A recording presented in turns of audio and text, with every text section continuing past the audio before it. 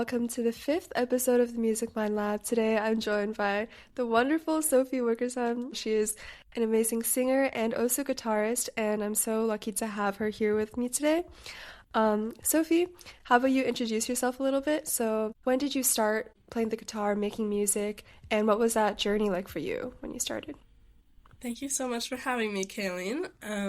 So I started singing when I was like 4 years old, probably. I think I started singing after I watched Frozen for the first time. And I started playing guitar about a year and a half ago, summer before my sophomore year.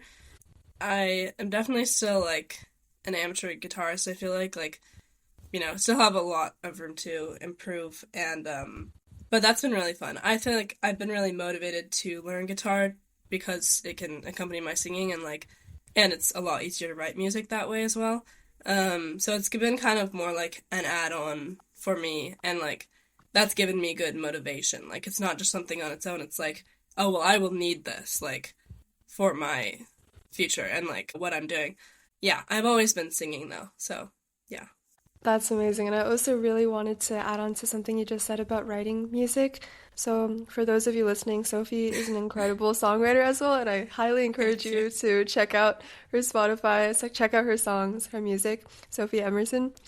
And I was just wondering for you, because it seems like you started singing really early, right? And I was wondering, when did you start songwriting? And what inspired you to kind of start that? I started songwriting. Well, technically, I did a songwriting camp when I was in fourth grade, and I don't know, I kind of loosely did it since then for a long time, but it only really started to get better once I started playing guitar and I could add that into it. So I could actually write songs, not just a melody. So yeah, I'd say I seriously started less than a couple years ago, and did a lot of it last year basically, but just practicing by just kind of writing whatever comes to mind and having so many notes on my notes app, and just most of the things don't end up really working, or I don't like most of the things I write, but then sometimes it does. So it's just about writing down everything, so then something will work and something will connect. And that's been my main way of practicing it, I guess, and getting better. For sure. I was also wondering, kind of adding on to that, do you have any specific story of a moment where, or a specific song or a lyric, maybe you got inspiration from a funny thing or you weren't expecting it, just any story from when you were songwriting that surprised you or that you like to think back on? Yeah, I think it's one of the songs that's on my SoundCloud. So, I don't actually really like that much because those are for the worst ones, but I was watching A Complete Unknown, the Bob Dylan movie, and there was just so much folk music in that movie. The whole time I was itching to write when I was watching it, and then immediately afterward I wrote a song, and that ended up being something I really liked. So I think I just really got inspiration from seeing other people write and seeing beautiful music or things that inspired me. How long does it usually take you to write a song? Not very long. I don't really spend that much time on each usually. It's kind of something where if it doesn't come to me, at least most of a song idea at once, then I generally don't like to pursue it. And I think that if I just spend too much time on something, it starts to become something I don't really like, or it just kind of devolves into something that's not what I was originally looking for. So I tend to not spend very much time, unless it's more of the producing aspect on GarageBand. But yeah, I spent literally just a couple days total on the song that I put out on my Spotify, Puzzle Pieces. Which sounds like I'm just not putting very much effort into it, but it's the effort of having so many ideas across the time I've been songwriting, and then having some that click. The process is the practicing and getting to that point where I have an idea I really like. And circling back to something that you said earlier about finding inspiration from other music sources, folk music, etc., I was wondering, not just for your songwriting, but also for your singing and guitar playing in general, What are some like sources of inspiration, like maybe some music artists, some albums, some specific songs that really inspired your musical journey? Yeah, I think I have a lot of artists I'm really inspired by. Main ones probably being like Adrian Lenker, the main singer of Big Thief, which is my favorite band, and they make just like music that just connects with me the most, like just like really beautiful folk music that or like indie folk that just has a lot of meaning to me. And I'm also really inspired by people who, I mean, even if their music is just very different from mine, it just like inspires me as a person in general. I mean, like I really like Joni Mitchell, and seeing music like that always just like I don't know, it kind of puts me in a different mindset. And I really like Stevie Wonder. His album Songs in the Key of Life, I would say, is one of my favorite albums ever, and just like the feelings conveyed through that, just that alone, like inspire me. Like it, just like that kind of music can change the world. I feel like, but yeah, I'd say I have a lot of artists. I mean, every time I like see an artist in concert, I'm like, oh my gosh, I really want to make music like that. And then I like see someone else, and I'm like, wait, but I would love to be like that. And there's like so many different kinds of things I could make, but like I don't really. I mean, not that I really have the producing skill for almost any of that, but just in general, like I would love to be like that, like on stage. Like I saw Magdalena Bay in September, and I really love them. And it's just like it's so different from anything I do, but it's just like so cool. And like I think just seeing artists on stage in general inspire me, like that they can be up there doing that and inspiring other people. For sure. And now I was just wondering if you could talk a little bit more about, I guess, your experience in musical communities. And I know you've been in choir for a long time, right? And then also you mentioned the songwriting camp that you went to earlier. So I was wondering, how have these communities, I guess, like impacted your musical experience at all? And I was also wondering if you have any specific moments or memories from these experiences that were especially impactful to you. Yeah, so I did show choir for I think 6 years. I stopped after my freshman year actually because I was just too busy with school stuff and like lakeside extracurriculars. But I think like that really gave me a place to build my self-confidence and feel a lot better on stage. Like my first choir solo, oh my gosh, like that kind of thing is just so nervous. Like the first time you perform alone in front of an audience, so nerve-wracking. But then by the end of choir, like it really like just felt okay. Like it was like I've been doing this for years, like I know how to do this. It's not something to be that nervous about. So that really helped with stage fright for sure. And like yeah, having a community like that where people support me is really important. Like especially my choir directors, they were like really impactful on me. And about the community aspect, I'd also say like doing the musicals and like the theater community in general at Lakeside is just like super awesome and really gives me a place to be myself and feel loved and respected. And so like well, I have a solo song in the musical this year, yay.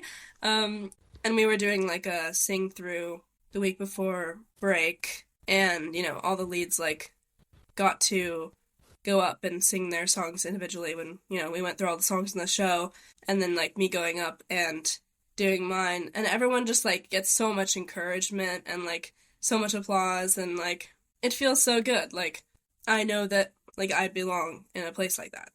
And also it was really sweet. I realized that our sing through was recorded, and I was looking back at one of the songs, and then I heard people talking to our music director Chris, talking about like, oh, can we hear Sophie's song again? That's one of my favorite parts. And that was so sweet. Like, especially hearing like a compliment that's not to your face. Just like, it's so genuine. So like, I just think those communities have really been important for me building my confidence and in myself, in my body, and like my stage presence, which I definitely did not have when I started show choir back in fourth grade. So yeah. For sure.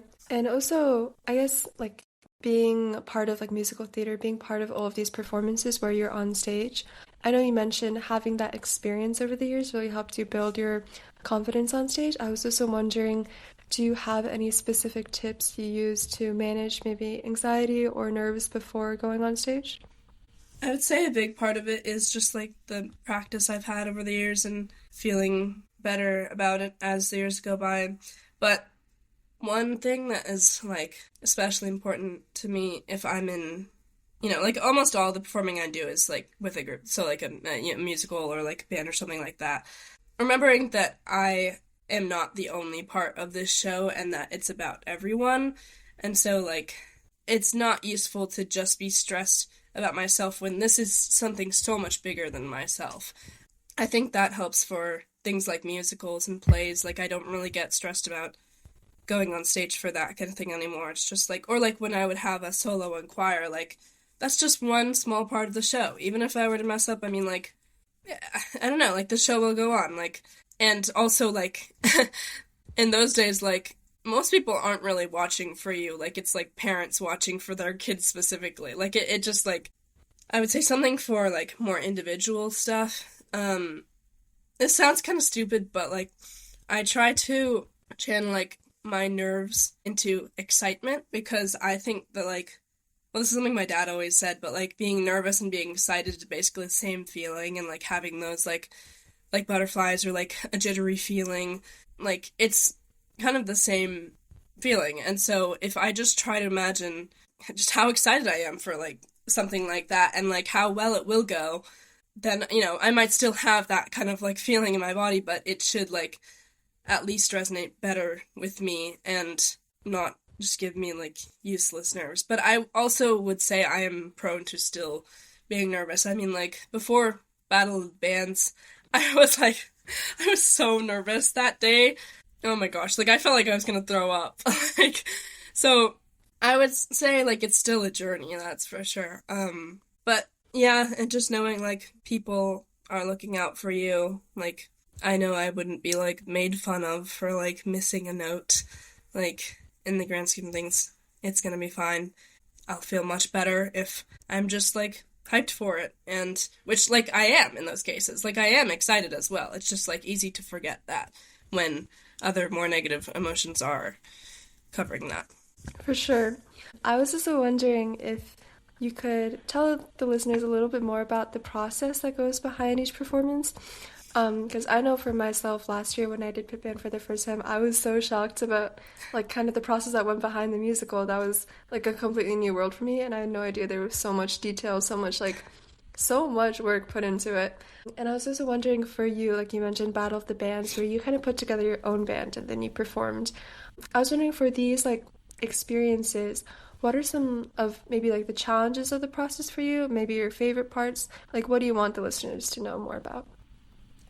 Well, a challenge for like, for example, Battle of the Bands was finding time to rehearse, and like feeling good as a band, even though we had all like individually practiced more, but just like finding a cohesion there. And we really did not like practice that much. like, I feel like we practiced together like 3 or 4 times. Um, so I think like individually practicing definitely like made me more confident in that. I mean, same with the musical, like I could feel stressed about it for, a couple months during this process, or I could be putting in more time and actually making sure I know my harmonies and my dance moves, and so it's not just like a stressful rest of the process, like which is like often how it tends to be. So I think just like putting in the work is the important thing to do, but it can feel sometimes like I don't have enough time to learn a certain thing. So again, just making sure I can put in time on my own, even if I didn't get that in rehearsal or something. Definitely. I also just wanted to kind of circle back to something you said earlier, which I really liked, where you were talking about specific artists and music that really impacted you and kind of how that music made you feel.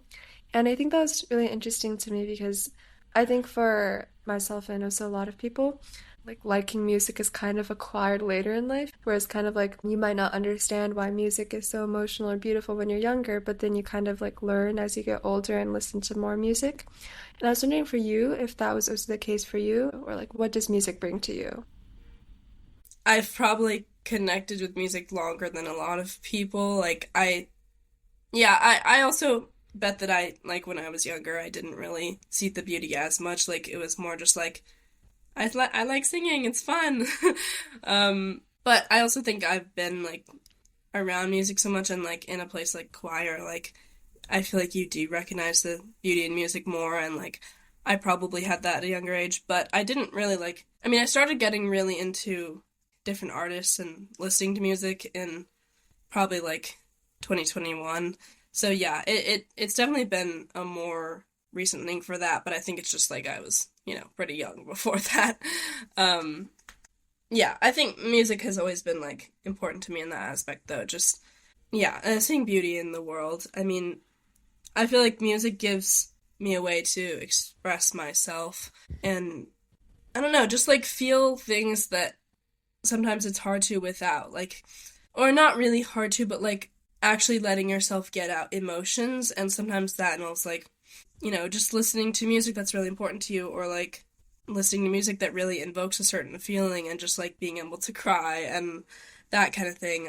Or just like, I don't know, music just adds so much like joy to life, and like I wouldn't want to like drive to school every day in silence, It's just like being able to listen to something happy in the morning and feel awake for the day.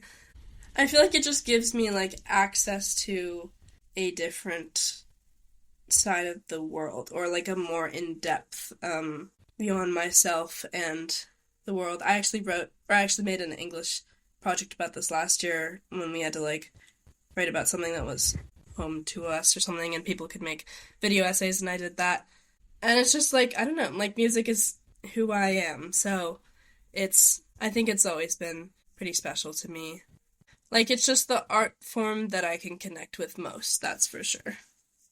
Everything you said just now is so beautiful, and I definitely resonate with that a huge amount.